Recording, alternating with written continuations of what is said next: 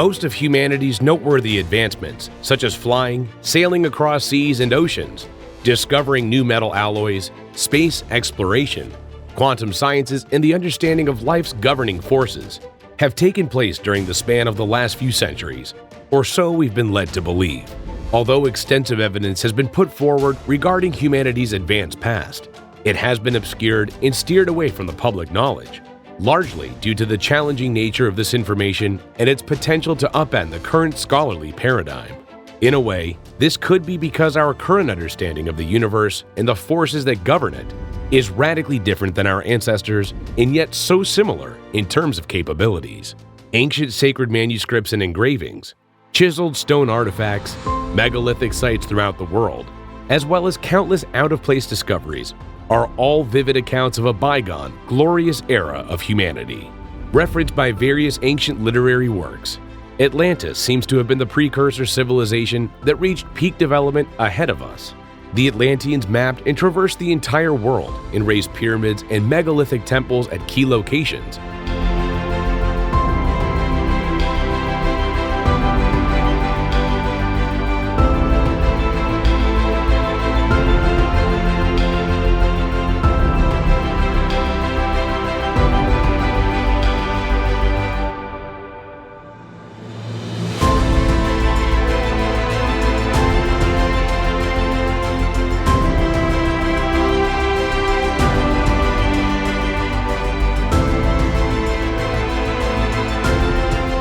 Forming a vast planetary power grid.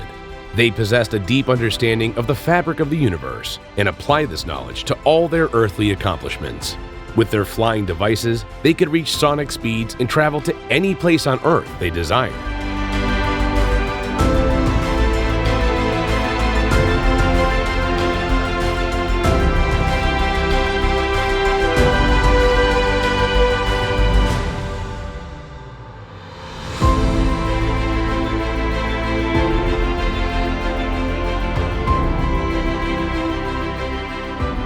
However, a catastrophic event shattered the global expanse of these advanced ancestors, forcing the survivors to spread across the remaining habitable areas of the globe.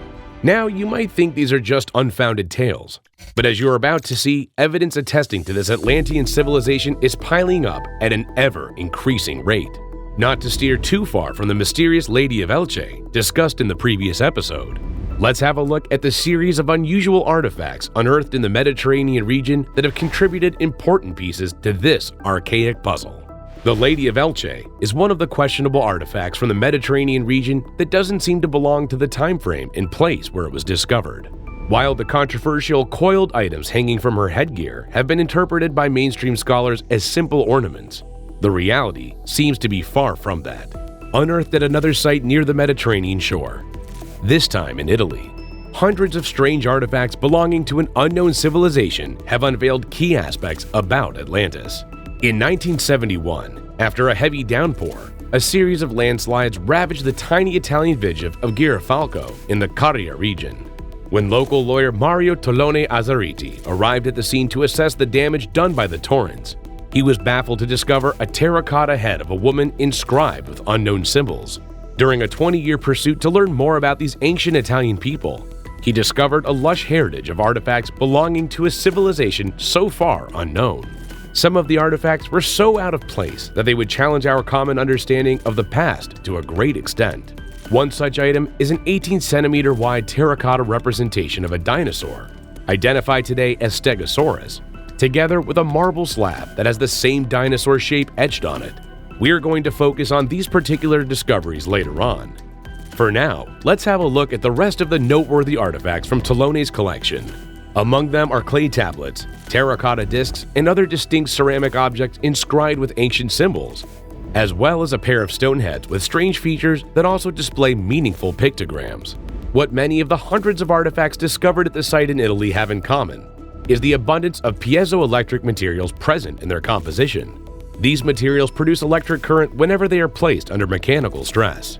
Interestingly enough, megalithic temples across the world were built using stones containing piezoelectric materials such as calcite, quartz, and clay. In this manner, the ancient constructions would fulfill a required crystalline property for acousto-electric transduction and become psychoacoustic. Every megalithic site on the planet have these resonant materials in their composition.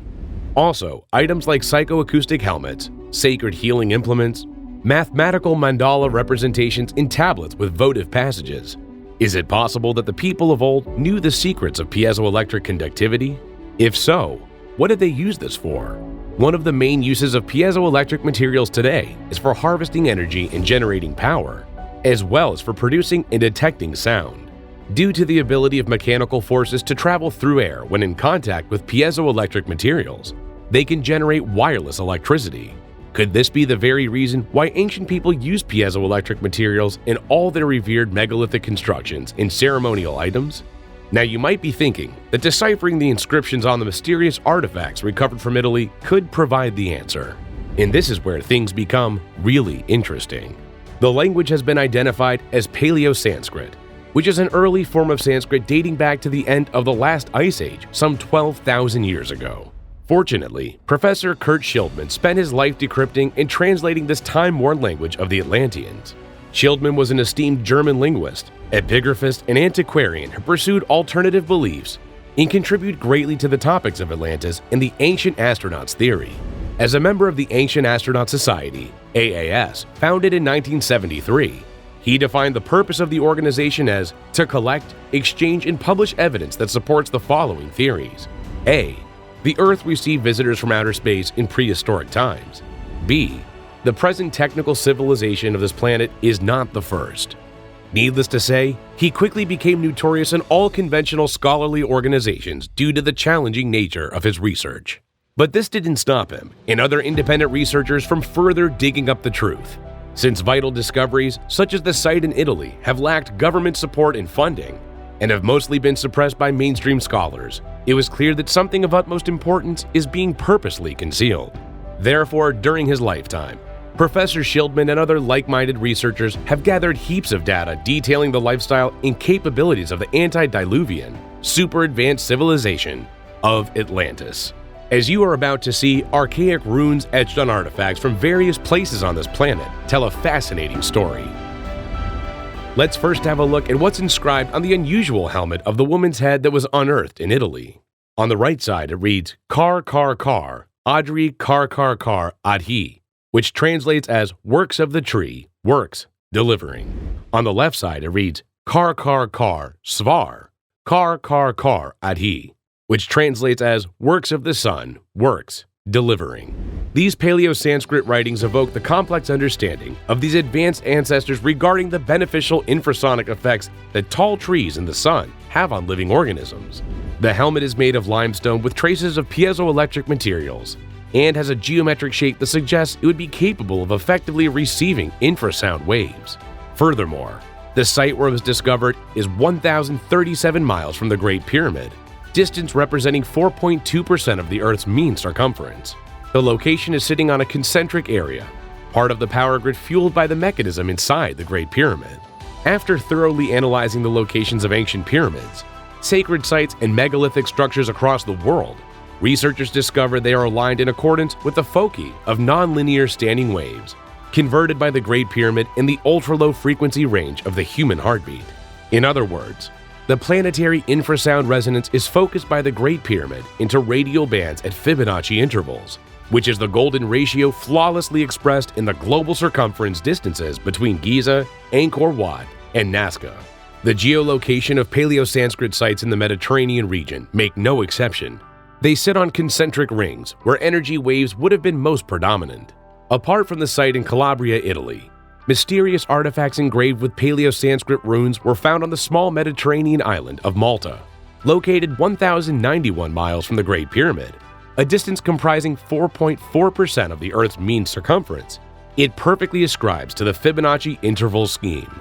On this island packed with mysteries of all sorts, several stone and ceramic tablets inscribed with Paleo-Sanskrit symbols were discovered. This oval stone contains 20 glyphs that read as follow: Karaha Ris Si Ha Ris, Si Kar Indra Vaya Risas, Ma Si Dradasa, Dura I Asu Vaas. According to Schildman's decipherment, it translates as, Creator diminishing your presence, reducing your action Jupiter entirely.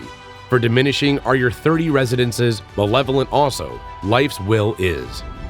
This is a profound lamentation found on numerous archaic collections from the Paleolithic era, discovered on every continent, and most vividly expressed on the hundreds of stone tablets from the Illinois Cave Archive.